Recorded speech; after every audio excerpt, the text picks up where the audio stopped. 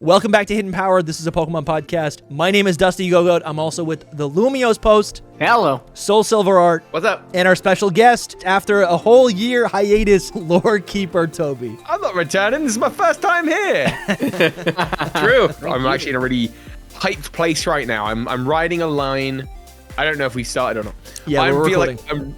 like I'm riding a line between like anxiety and worry about how the channel's gonna do and like what's going on with that, and then like a lot of hype where I'm like, not only am I excited for the new channel, but also I get to come and talk about Pokemon, and Pokemon stuff is about to happen. Like after a year of effectively nothing, Pokemon's about to be really exciting again. How are you guys feeling about it? You took a good year off. Like that was kind of your bet. You said, I need a break. Yeah, maybe do you want to just set up for listeners who aren't familiar with what your journey kind of was the last 2 years? Like, so you were on YouTube for about 9-10 years, and then you took a kind of a leave of absence, and that was, you can explain it. I don't want to explain it for you. That was it. That was it. But what was the leave of absence? Like, why did you take that break? This was your full-time job, you know, to be a Pokemon YouTuber. Which for a lot of people is like the dream. And when I started, I didn't realize that could be a full-time job, which is super cool. I think after 10 years, I think a couple mistakes happened. One of them was that my enjoyment of the franchise was like directly tied to the new game coming out. Sure. And I think like literally from day one with Sun and Moon, it was like this very exciting, okay, well, they've taken a couple steps forward. This is cool. I've noticed a step back. That's odd. And then then Ultra and Ultra Moon, it was very much, oh, well, okay, that's fine. But, you know, really, this is a middle version, and we're just looking forward to Let's Go. And when it hits the Switch, and then Let's Go comes out, and you're like, yeah, no, this is okay, but it's not the next new generation. And then by the time Sword and Shield comes out, there's a little bit of sentiment about, hang on, shouldn't we be maybe a bit further along than this? Yeah. DLCs drop, but don't worry, we're all waiting for the next BDSP. Yeah. You know, and Legends Arceus was a nice reprieve for me personally. But even with that, you know, I think glaring issues are beginning to crop up, and then Scarlet and Violet was for me a quite final nail in the coffin. Totally, yeah. Whereas like I just can't keep making excuses, and I was getting frustrated at this franchise that I loved, even though there'd actually been like a decade and a half of games that I'd enjoyed before that. And so I think that was like a big issue for me. I don't know, does any of that resonate with you guys and your experiences? I think they've just been experimenting so much, right? And I think, I mean, something that I think I've been exploring this past year is trying to find the good in all of these titles, right? I think historically, for most of my life, when a new Pokemon game comes out, that is the all-consuming piece of media that I'm going to enjoy for the entire year. And likely, right, my expectation was when I go back to it, it's gonna hold up. And I think what we started to see were games that were a lot bigger in scope, but maybe were more focused, had a more focused vision for what they were trying to accomplish. But what that meant was, it wasn't going to be the ultimate fan game every single time. Like, Let's Go Pikachu and Eevee, there's like, you could say it's a Kanto remake, essentially. It ties into Go. There's a little fun mini game with the catching mechanic. There is, right, all the overworld Pokemon. There's a lot of like really charming things about it. It's trying to do one thing, but it's not trying to be the hub game, right? So what this last year has been for me is trying to kind of appreciate these new experimental Pokemon games that were very controversial when they released, but just kind of enjoy them for what they are. And I think that's actually been it's been really enjoyable. And I feel like I'm at peace with some of these titles. It still is disappointing that Scarlet and Violet and these at the time ultimate games are still so broken, right? Even though I can enjoy them for what they are, they're still so... Anyways, I don't know if we're just getting on a tangent. No, what you're saying resonates. I hear that. Yeah, what were you going to say, Lumi? I was just saying it resonates with me too. I've been using... So, I wasn't in the YouTube game since Sword and Shield. I started that, like, Gen 9 hype cycle was when Scarlet and Violet hype cycle was when I got into the YouTube game. But, you know, I'd, like, talk to people on, like, online forums and stuff, especially during hype cycles. And the excuse I would always use when like Sword and Shield, got heavily criticized for the way the game looks. Of course, Brilliant Diamond Shining Pearl did. Legends Arceus did as well. And then, of course, Scarlet and Violet did. And every time the excuse I used was I was like, well, I'm be real. I don't play other Pokemon games. Or I don't play games outside of Pokemon. Yeah. So because of that, like, these games, I'm not comparing it to Breath of the Wild in my head because I'm not a player of Breath of the Wild. But when we got to Scarlet and Violet, man, I've entered 2 regionals. In the Scarlet and Violet VGC era.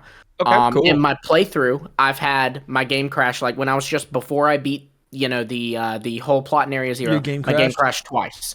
My game crashed twice at the Charlotte regionals. It crashed twice, and at the Orlando regionals, tournament it crashed. Yes. During your match. Yes, and there was even dead serious. So oh my god. There was even a time this wasn't me, but at Yokohama, the worlds that they had there was even like a lot of controversials with like the top 6 team because of like some disconnects and stuff. And, oh my god.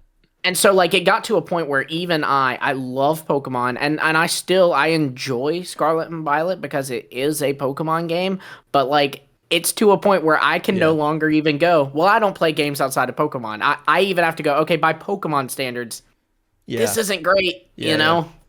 Yeah.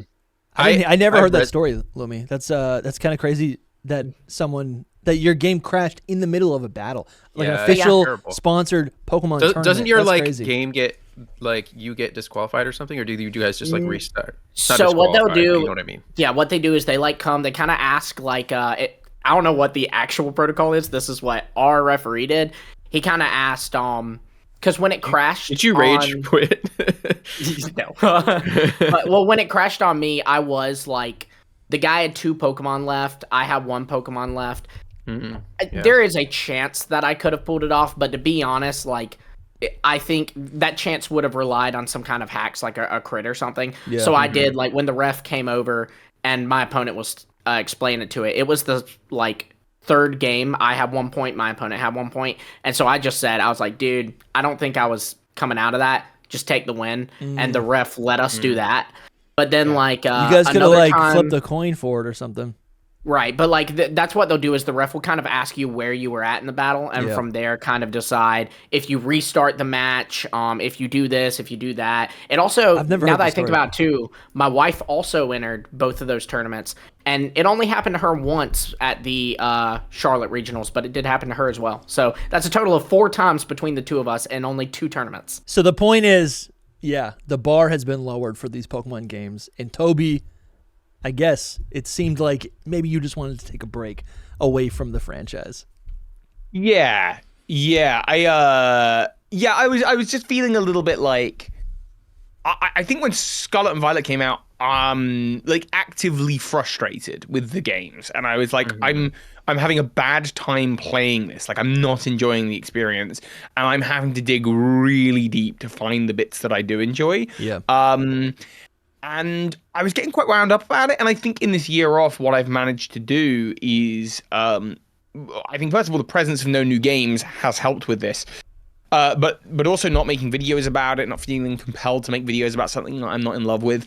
I've been able to go back and play older titles and find the things that I really enjoy about those titles. And for the first time as well, one of the other traps I fell into, not really a trap, so just something I chose for myself, was I was trying to be the best PokeTuber for the Pokemon Company, because I wanted to sort of nourish that relationship and see if it couldn't grow into what I had idealized in my head as like, this could be the way that we work together. How would you? It's become apparent to me that that's not going to happen. You go on. How would you even define that? Because I don't think I've ever seen your story like that, or I didn't even consider that to be a good Pokemon YouTuber or creator for the Pokemon Company. That seems kind of what I wanted, what I had in my head was something akin to like Rooster Teeth and Red versus Blue and Halo, where the fan makes a thing and it's not really in line with the parent company. But the parent company sees the value that is being brought about by the creative endeavor, and they go, hey, how can we help give you resources, fund this, give you an edge to make some content? And I was willing to kind of like say, okay, I will forgo the things I know the Pokemon Company aren't super fond of, like, for example, there's all sorts of little things like ROM hacks, playing and broadcasting the fact that we're playing ROM hacks, or a lot of the support of a lot of fan-made stuff, which in itself should have really been a tell that actually the relationship I was hoping for probably wasn't going to happen. And I think just over the course of about 10 years, I sort of went, why am I foregoing all of these things that sound really cool in the Pokemon fandom for a relationship that I don't think the Pokemon Company needs? And when I reflect on like the Halo Rooster Teeth example, Halo was a new IP. Like, it was brand new when Rooster Teeth started and Reverse Blue started. It was looking for that kind of promotion. The Pokemon Company's huge. It does not need the likes of any one individual content creator. It's actually a big IP risk that they would be taking on someone to say, hey, we're going to actually endorse your creative vision. Sorry, I'm just going to catch my breath a moment there. Bless me. You can cut that. So yeah, I think I think for me it was a case of, all right, I'm going to stop depriving myself of that, stop just talking about the new product, the new thing coming out, and spend a year really playing like ROM hacks and engaging with the bits of Pokemon I think are incredibly cool, official or unofficial. Tell me about these. What are these titles for you? So I've been playing the Legacy games. I know you've been playing them by Smith Plays Pokemon, who has made Legacy Yellow, Crystal, and Emerald at this point, all of which have been phenomenal experiences. So much so that, like, you know, I'm nostalgic for Ruby, Sapphire, and Emerald, but I'm never going to choose now to play that version of the game, the original, over this version, because it's just, it runs better and faster, and oh my goodness, walking speeds in old Pokemon games are just terribly slow. I've been playing a little bit of Radical Red, Fire Red, which has been great fun. But then also I have been finding the joy. I've just been playing through Legends Arceus again. And the other night I just sat there for about 8 hours 2 nights ago and just played through the entirety of Battle Revolution and just enjoyed the beauty that was that game. I've never played that. What is there even a campaign in Battle Revolution? No, there's like no. It's a battle simulator, and it really is just like nice environments with great music and wonderful animations. There's a lot of promise there that the main series could totally take. So yeah, it's just that kind of thing. Oh, and Sea Glass Emerald is the other one. So I've probably played in the last year more Pokemon than I've played in my time being a PokeTuber in any individual year. Or certainly I've enjoyed the Pokemon I've played a lot more. Yeah. And the great thing is I'm really late to the party when it comes to like ROM hack games, because there's so many wonderful titles out there, and it doesn't look like they're going to stop making them. Like, people are going to constantly make them. So I've got basically, in the same way as someone coming into the franchise now goes, who's never played Pokemon before, goes, oh my goodness, I've got 30 years worth of games to play. That's really, really cool. I now have about 20 years of ROM hack games to play, which is like super exciting. I can just take those at my own pace. That's so awesome. Yeah, I'm super stoked for that. I think that resonates with me, because I do feel like every year further into my like Pokemon creation career, whatever you want to call that, right? I felt like I was getting less and less qualified to even be making videos, because I was not spending my time shiny hunting and playing Pokemon games, right? I was instead just yapping on the internet. And I don't think you're alone. I think there's a lot of fans. I think there's a lot of creators who have spent this last gap year, in the Pokemon space, replaying old Pokemon games. I really don't think you're alone in this, because we've been so privileged to have a Pokemon game pretty much every single year, sometimes more than once a year. And it was kind of brutal for the Pokemon Company to like tease us with Legends EA and then just say nothing, because I think every month we were expecting something else that we could learn about this new title. But looking back, I have been able to play a bunch of games, and it's actually made me fall in love with a lot of aspects of Pokemon that I kind of just forgot about.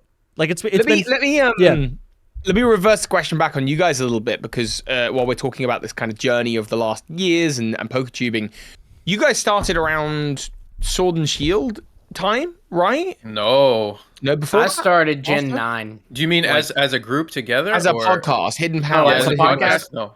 right No, after Violet. Scarlet and Violet came out. It was the Our our first episode was the week after Scarlet and Violet came out. Yeah. Really? I November thought you 22nd. predated. That's Well, so I- wild. 22. I was So how have you? I was on found- YouTube. I think I started we- the account in 2020, but then I didn't Right. start uploading Yeah, in we've 2021. been around since 2022. But But both as have- podcast hosts and as individuals, how have you found this year of no news and like in retrospect?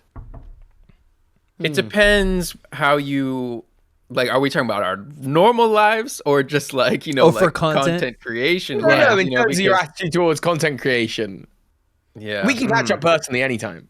yeah, true. I mean, I think I speak for all three of us when I say that the Terra leak kind of saved us. That was nice. Not saved us like we were in danger of, like going out of business or anything, but like Sure. in the sense that it was refreshing. Yeah. It was, Yeah. For exactly. one, from the Exactly. content We were perspective, eating. but also too, when something exciting has happened, it also kind of gets my own creative, like learning about all the stuff that was scrapped from X and Y and like a planned third version or sequel Yeah, that version was insane. obviously fuels ideas for what ZA can bring, you Yeah. know? So that kind of stuff definitely helped.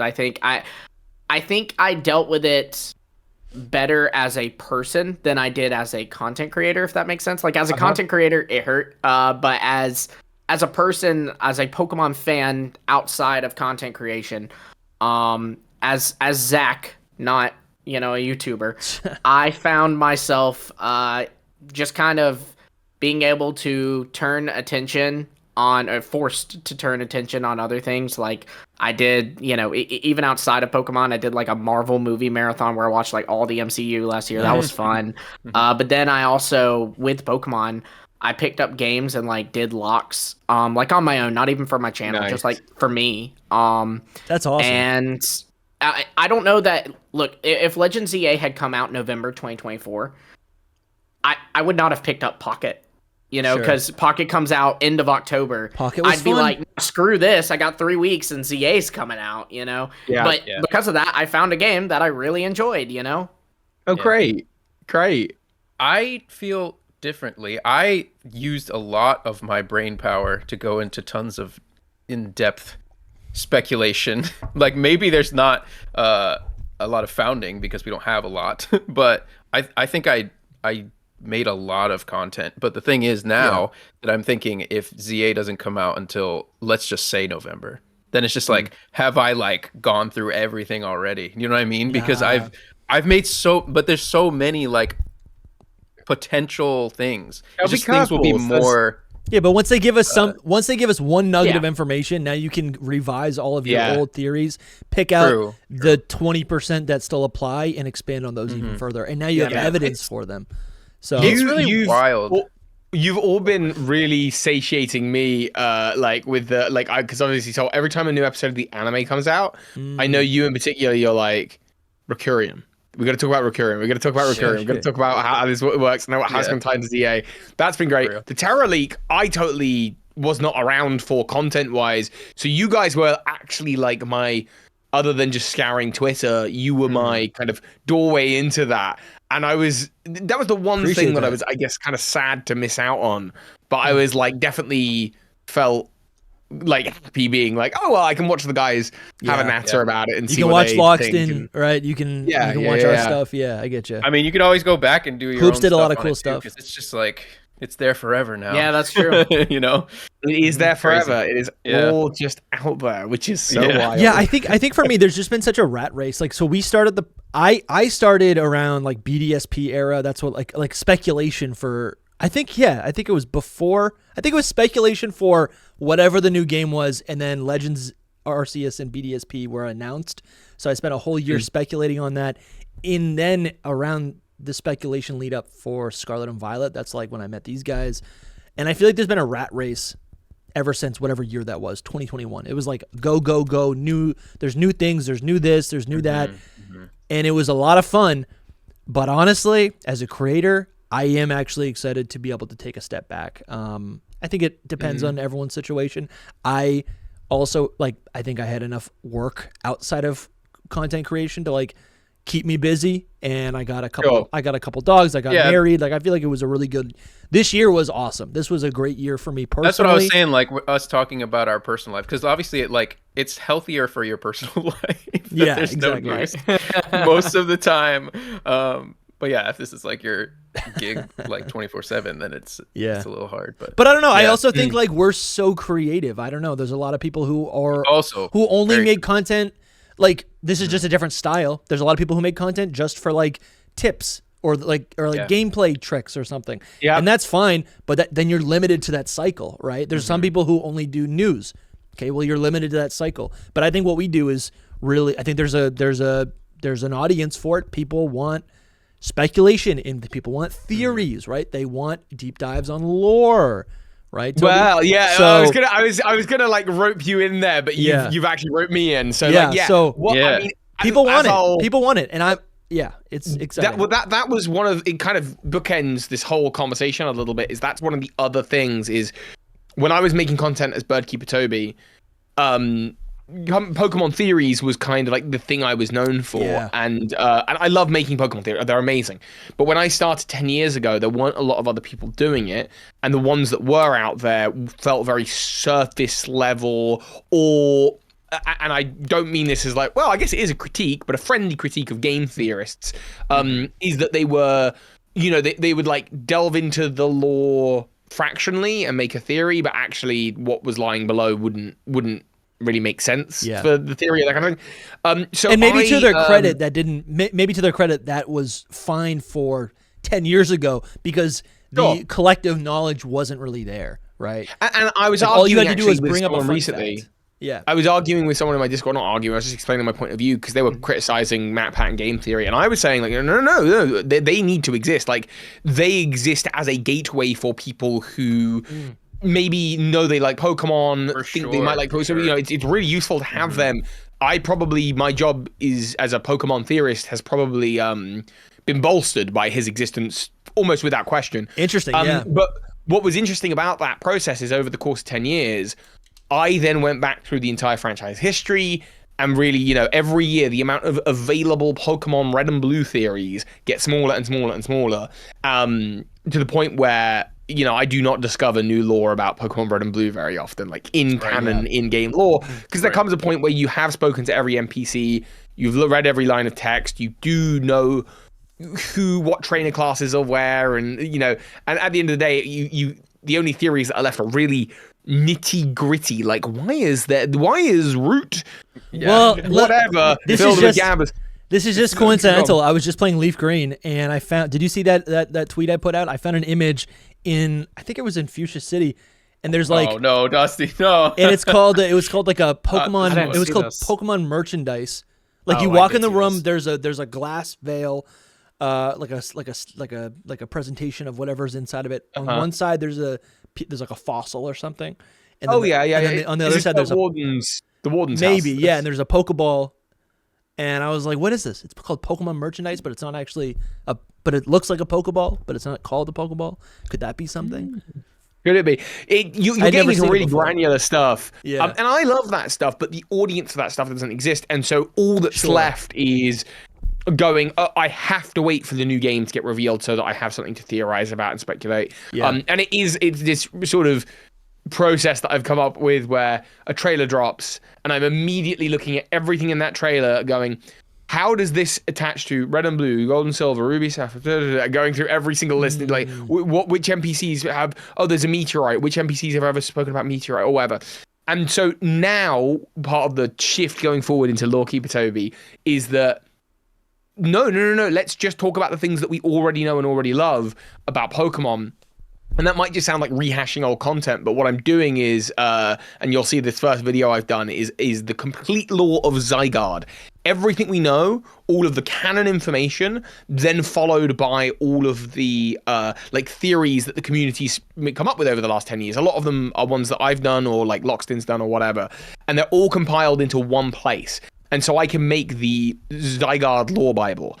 And then next it'll be, I don't know, maybe it'll be Mega Evolution, the lore Bible, or Team Rocket, or Mewtwo. So that's kind of the pitch of it, is that it rather than like feeling this constant pressure to speculate, come up with new stuff when there's not a lot there, is to instead now just go, well, let's just look back at what we already love and present it, have a really good time presenting it in a really high quality, like fun way. And so that's kind of, again, part of the mindset shift.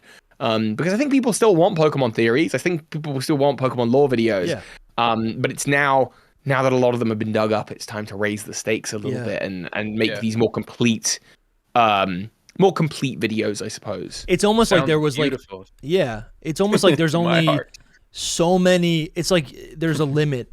There's like only a certain amount of theories you can dig up. Obviously, you could always create new ones, but they just get harder and harder. So once you fill that up, or once you've utilized all of those resources, it's like kind of what is the next thing to do, right? The idea is that by doing this, when the next trailer for ZA drops, which will be any day now, and maybe by the time people are watching this, it's already happened, there will be new Zygarde lore, right? And I can do an updated Zygarde lore Bible sometime after ZA comes out. That's fine.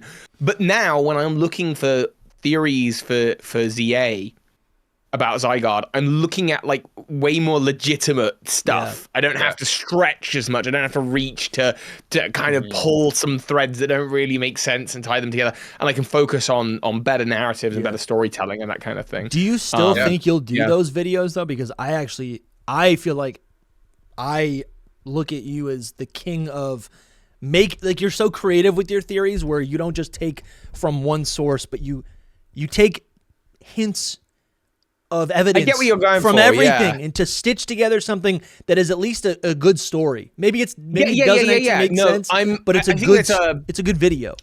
I think there's a line between like so one of my favorite theories ever is about shadow Pokemon, and it ties together the canon of the Pokemon cards with Pokemon Go, with Detective Pikachu the movie, with Colosseum and XD, and the animated series. And none of the people at Game Freak or Pokemon have ever had a conversation that actually ties the lore of these things together. This is all clearly just me extrapolating, but the story, the narrative that comes up with, the theory that is there, is so compelling. It's actually like, for me, it's like my magnum opus. It's like one of my best things that I've ever done. So that kind of stuff, absolutely. What I'm talking about when I say like stretching is more like a trailer's come out and a character looks a little bit like Luzamine, let's say, in ZA. Maybe there's going to be a character that looks a little bit like Luzamine, and they have... that was my Google something going off. They look a little bit like Luzamine, and maybe they have a logo that looks vaguely like the Aether Foundation. Sure. And even though probably it's just some new organization and it's not anything to do with Luzamine, and I'm really just stretching to try and make that connection, and it's like, this video is going to be totally irrelevant in about 6 months when the game actually drops or whatever. That's the kind of stuff that I'm looking to avoid. I'm still open to making the observations. I just want to present them as more like, this is just an observation. Isn't that interesting to think about? And I will only kind of ideally paint the pictures that I actually think people are likely, or that people want to see, which is nice. Something I think about often is like the presentation of the content. I feel like personally, I get so tied up in the presentation and wanting to make every single video like unique. I'm like, this is our format. This is what we do. This is the format. You can't change it. But I find very often when we just like launch a video that is like a little bit different, maybe a little bit more relaxed, maybe a little bit more like internet native, isn't so preachy. It doesn't have all this polish. I find that can do better sometimes, right? Just whatever the format is, because it's just different, it'll yield different results. So I love this approach that you've got, and I'm excited to see all these new videos in the future that you're going to be dropping. Thank you. I'm excited to, and if I want to get more speculative, I am just going to be messaging you guys and be like, hey, can I come hang out? For sure. Absolutely. What I will say is, speaking of coming up with theories, both Soul and Lumi, you guys have done really good jobs, both on Twitter and on YouTube, of when I say about those smaller scale theories, I feel like that kind of stuff I've really, as just a fan of Pokemon theories, enjoyed reading and watching from you guys. Like Lumi, I know for you, there was a ton of Crown Tundra content where you were just like, I've just suddenly got to talk about the Crown Tundra and fossils and how they can be there and what's going on with this and this kind of stuff. And this is the stuff that, like, as a hardcore Pokemon lore person, I'm like super into.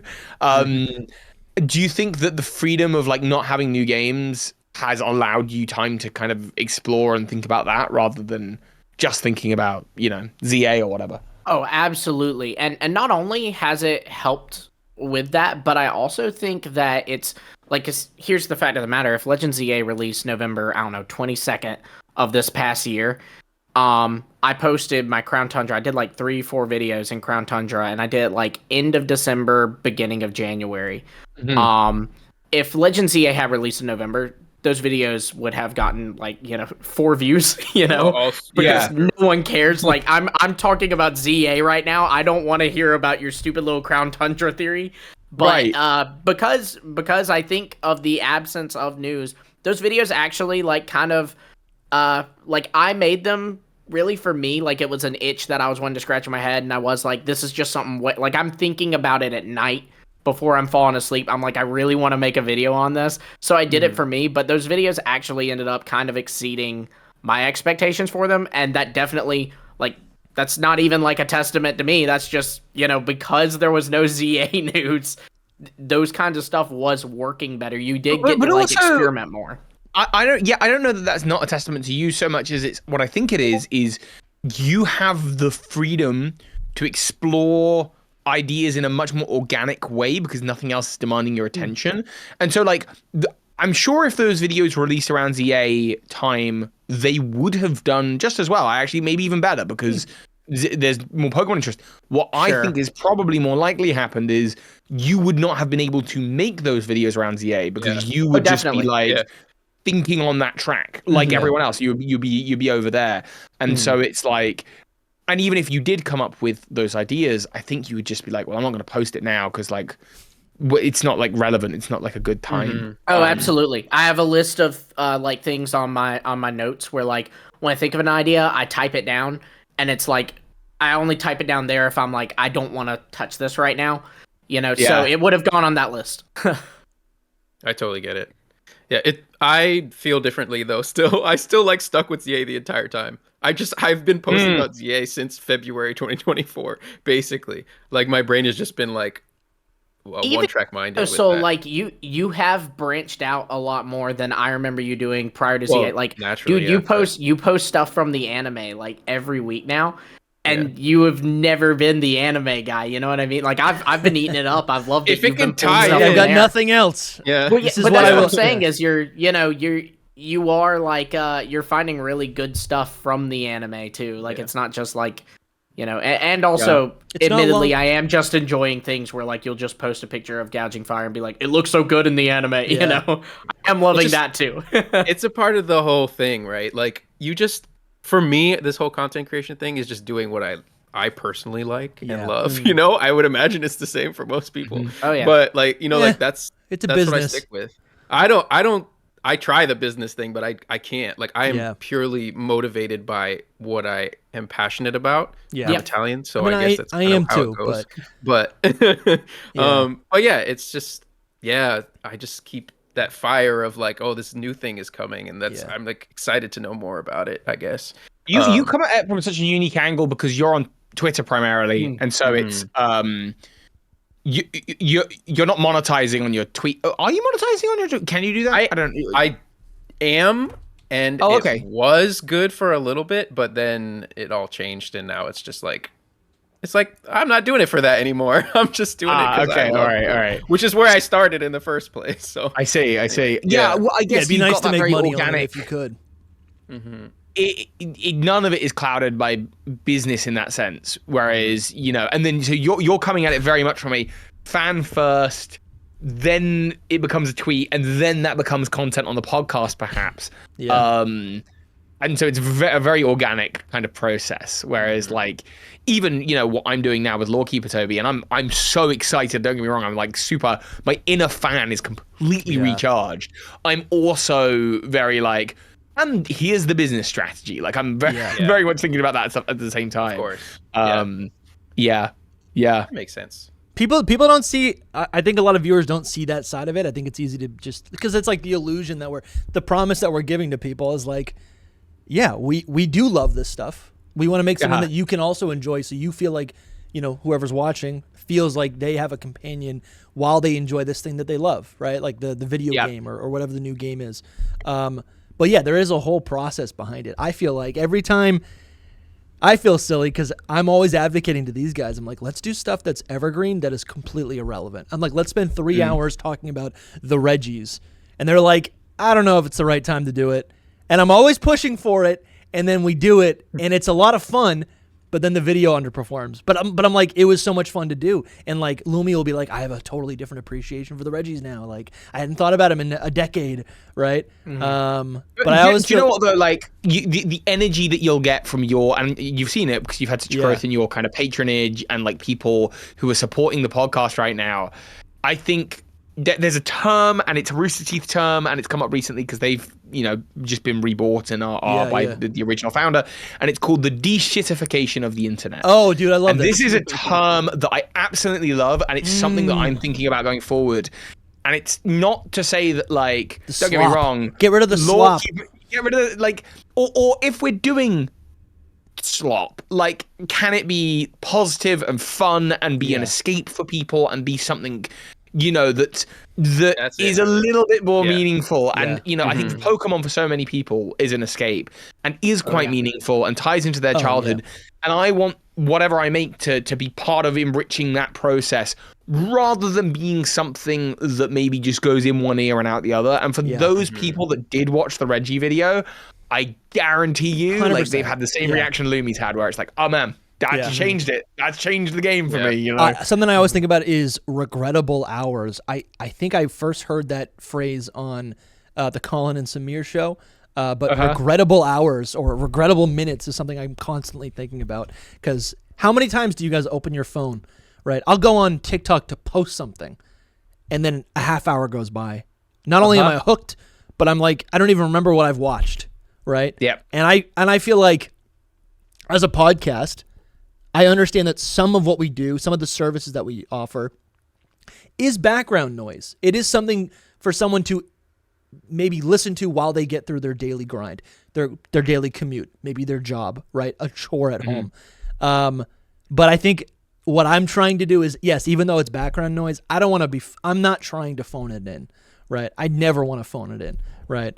And so there is a balance there because often what will reach a lot of new people and what will grow our audience is those like we've had so much fun this month doing like speculation for the Pokemon Presents, but like, and I think that's all good. And I think we've done such a good job with it. There've been super fun ideas. We've had the Discord community on, and they've given their feedback, and it was super fun. But I guess those aren't the videos that I'm thinking about. I'm thinking about like when we used to do a lot of rumor videos. Like I feel like the first year of our show there was no news, so we'd be like, let's just cover whatever's going on Twitter. And I wonder how much of that stuff is regrettable. I don't know. I think about this though a lot though. So I'm always like, content creators and like always end up contributing to that. Like I would love to say that everything I've ever put out is just like, oh, it's a gem, but I know that's not true. I know that I have wasted some people's time in ways that ultimately, I kind of wish that I hadn't uploaded that video or hadn't done this or hadn't done that for whatever reason compelled me. It might just be our imposter syndrome because hearing us, yeah.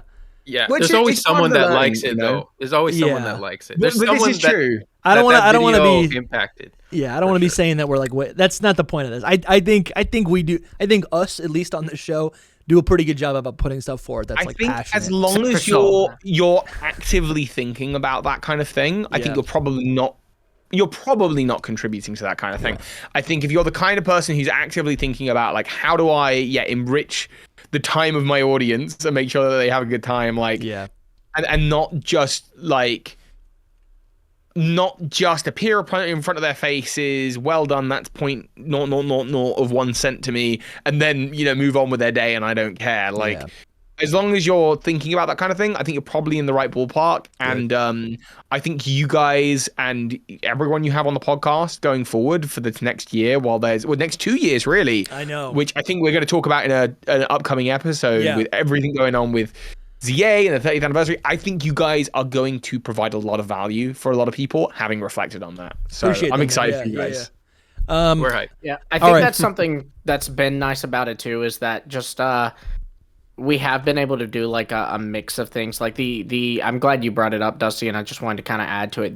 Doing the evergreen stuff, like the Reggie video, like even the kind of stupider stuff we did, like we ranked like all the food Pokemon for Thanksgiving. That was fun. Right. Like, that stuff has been fun, and it has been nice, like being able to make that kind of weirder stuff without the pressure of like knowing that like we should make a ZA video this week because that's what's relevant, and also it's good too for like the channel, I think, because if we were speculating on ZA all year, then sure, that's great, it's going to get its views, it's going to get its clicks, but it's also like it's not evergreen, like it's irrelevant once ZA releases a lot of it.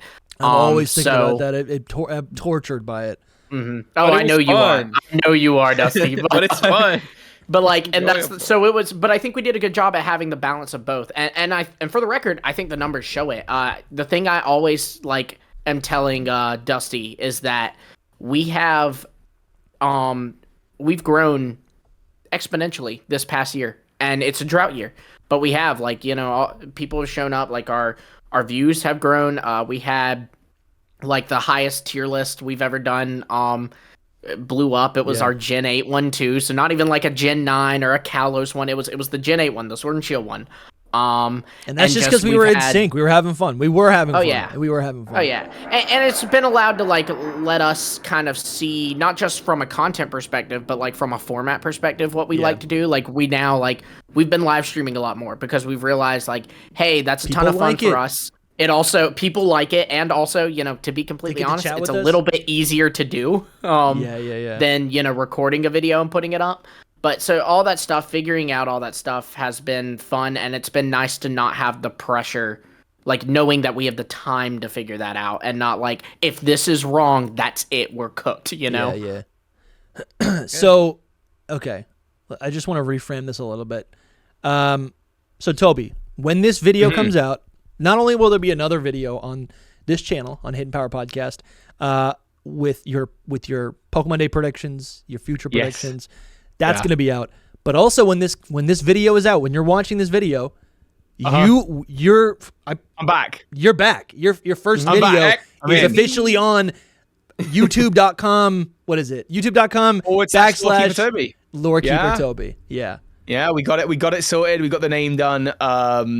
And everything, and I was actually most worried about things like that, about like, oh, am I gonna be able to get this handle or that handle or do this or whatever, and weird things like because I put out a teaser about a month ago, which had an incredible reception, and I'm so incredibly grateful to the sort of 16,000 people that showed up for that realistically should have been like a 4,000 view video at most. And sort of said, hey, this is exciting. We're here for this. Like, this is dope. And with that, a lot of people were messaging me like, oh, are you excited? Are you celebrating? And I was like, I am updating URLs, and I am like trying to now get at BirdkeeperToby again on Twitter so that no one else can get at BirdkeeperToby so that I can use it. And like, it's that kind of the stuff that you don't even think about. Yeah. And it's not just like the YouTube channel. Obviously, I'm going to be trying to produce monthly content. And again, even that's part of the new process of like slowing down the pace of the content, because I was weekly before, but bringing it down to like monthly content and really just putting a lot of time and energy into those videos.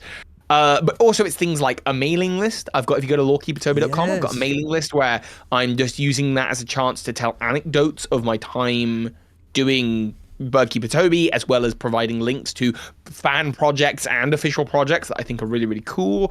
About 2 emails a week going out on that.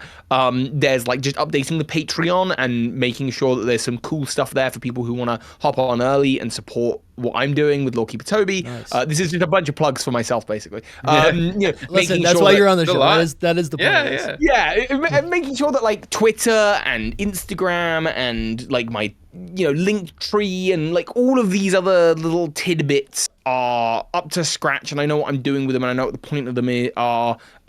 Chatting with the editor who has worked so incredibly hard on Maniac Files to help make the kind of main series happen, and just working out a kind of long-term plan so that Lawkeeper Toby isn't just like a thing that I did the one time and then I got scared again and left the internet, but like rather it's something that's going to be here for the next 2 years at least, which is amazing. The next 2 years? What do you mean the next 2 years? What do you mean the next 2 years? Well, I mean the 2 years following this one. What are you You're not leaving after 2 years, are you? No, but I want to make sure. Well, I mean, if the channel does terribly, like I guess I can't. Sure. But I'm not expecting that. Okay. I don't know what the views are. This might be a really ironic thing that ages like milk by the between it being filmed and released. But I think that first video that I've put out has done pretty well. Like I'm pretty sure about that, and I think they're all going to do really well. But I ideally, I'm here for minimum 2 years to explore this Lawkeeper Toby project. But I've got enough ideas already based on this new format and what I want to do that I should have sort of the next 6-7 years of content like already ready to go, assuming I do nothing else, which, I will come up with new things and new ideas. And there's a lot that additional projects that I want to throw out there. Sure. We're coming up to my first 1 million view video with that's big, with Pokemon Tempest, which after 10 years of never doing that is super exciting, and I think that's gonna happen. So maybe when that happens, it's time to start thinking about like, is that another project that I want to like put on my radar, or like whatever? Do I want to do a sequel or what?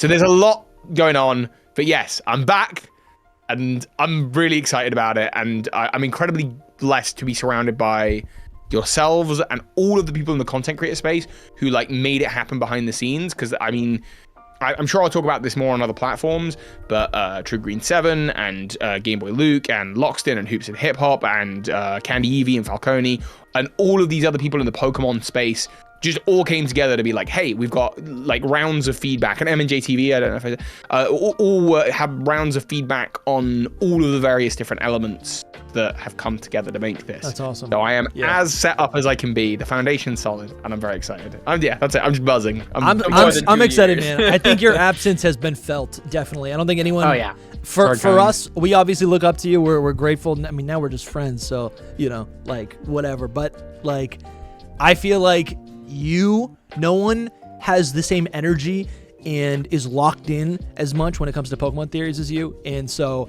to see you back, right, as we enter this new era, which is so there's so many puzzles and mysteries around Legends ZA. I think I'm personally looking forward to seeing what you produce in this next era.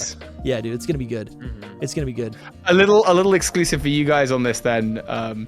For the name Lawkeeper Toby. Oh yeah. When Legends EA was announced, I was like, I should be Legend Keeper Toby. For whatever reason, that was the original thought, because. And I just watched the teaser for Legends Arceus today, actually. And it says the beginning of a new era, and I'm like, we're gonna get more Legends games. I think this is not just. I don't think it's just two. I think we're getting Legends games, and that's gonna keep going for a while. For sure. And I obviously, thankfully, decided not on that name because I don't think that would have been a good name. But you made the right choice. I think these Legends titles are going to be filled to the brim with mystery. Yeah. One of my favorite times was after Legends Arceus came out, and I think we've got good times ahead. What that did, I feel like what sure. Legends Arceus did, it really like changed the way we had understood the Pokemon universe, the Pokemon lore, right? Everything that we had just assumed was fact was really just based on the biased myth of the characters within the modern day Pokemon regions. But being able to go back in time and see the real story, and then not only get answers, but like new puzzles, right? Was so exciting. So I think this is gonna be.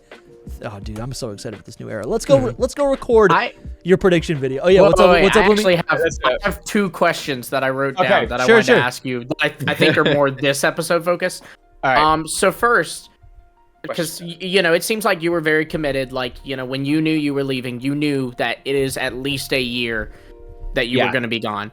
Was there ever a point where, like, I don't know, it's like June 2024, and like you just have such a good theory like pop in your head, and you're like, oh, but I can't make that, because you're supposed to be gone for another 6 months?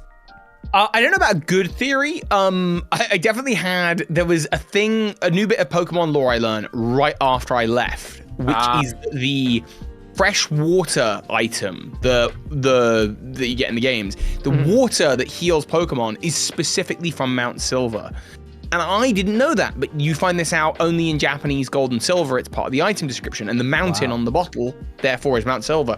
So that item exists all over the Pokemon world, and it explains why fresh water costs money, because it's not water, it's actually magic water that comes from Mount Silver. So what's Red doing on Mount Silver? How does that tie into the water bottle? And it's not too dissimilar to the Mewtwo return special, where they go to Mount Hideaway, or whatever mountain it is that Mewtwo takes the clone Pokemon, and there is water that has the healing properties for Pokemon. And he sees a vision of Mew and realizes that he's a Pokemon. All of this is a theory, like a classic, like Birdkeeper Toby age theory waiting to happen. So maybe Lorekeeper will get to explore that. Maybe we'll get I love that. I hadn't heard that. Yeah, that's cool. It's cool. I didn't know this. Yeah, very. Yeah. And then my second question is kind of tied to that, and that is just that I know, for like, to set the stage for the question, I know that like we and a lot of other people were really, really shocked when, it's Pokemon Day 2024, and instead of revealing Unova remakes or anything like that, they reveal not only a Kalos game, but a Pokemon Legends game set in Kalos. So I was just going to ask, what was your, like, because, you weren't in the YouTube and Sphere, you had left, so what was your, like, oh my gosh reaction to that? And also, did it kind of make you go, ooh, did I make a mistake? Do you know what? I was at the time, I was fully prepared for Legends EA to come out and that I would miss the game, like miss making content on the game, and that I wouldn't be back until like the Gen 10 announcement, if I was coming back at all. Sorry, pardon me. That's the energy drink running through me. I was fully prepared for that. And then actually, as we got to Pokemon World Championships and no trailer came out for it, I was like, this is a bit weird. This is really odd. Are we getting nothing this year? Like, are we actually genuinely seeing nothing this year? And as the month kept crawling forwards, I was just looking at bless her Cupperfee, my girlfriend, who was making her channel kind of for the first year, and I had sort of said to her, don't worry, there'll be lots of Pokemon news this year, you'll be very exciting. And I was like, I'm really sorry, you've chosen the worst year to start that you could possibly choose. But yeah, my reaction initially at the time was, that's really cool. I'm gonna get to go and play this game entirely as a fan and not stress about like rushing through the game. And by the way, that is an attitude I'm going to hold to with this game.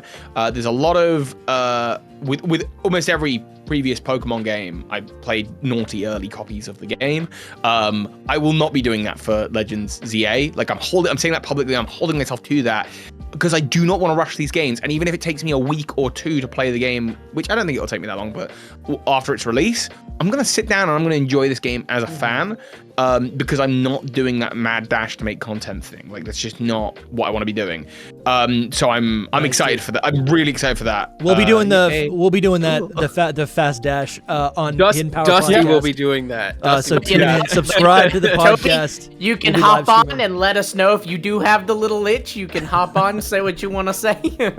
Well, did you have like an initial theory, like, because again, we didn't even talk to you. Like, we talked to you. I spoke to you like right before, I think it was the Petra Run event. It was like right after Christmas last year. That's right. And then we got the Legends ZA announcement. Like, but was there like an initial like theory or like what was did you have like a revelation? Like, what was the first not content related thing that you thought of when you saw the ZA trailer for the first time? The very first thing I thought was, oh my goodness, they can do anything now. And it's time to... This idea of they've missed black and white remakes, or next then should be Legends, Alola or whatever. Next. Throw it out of the way. It doesn't matter. The next game might be Legends Hoenn. The next game might be Legends Kanto. or maybe they jump straight away. They do Gen 10 and then they give us the Legends game for the same generation. Unlikely, but like rules are changing. Rules are done. Like it's time to just like be open to the idea that every Pokemon Day they might announce something totally different, and that's really exciting for me. Absolutely. Legends Paldea, Scarlet and Violet Redemption. I want Legends Indigo. Pokemon Legends Indigo. Come on. Too soon. Well, I think we're going to talk predictions next up, right? We're going to record that now. Yeah, let's go right into that. I'm going to let the dog out, and we'll see you guys very soon. Thank you, Toby. Great to see you. And if you guys are watching right now, go check out the other video on our channel. See ya.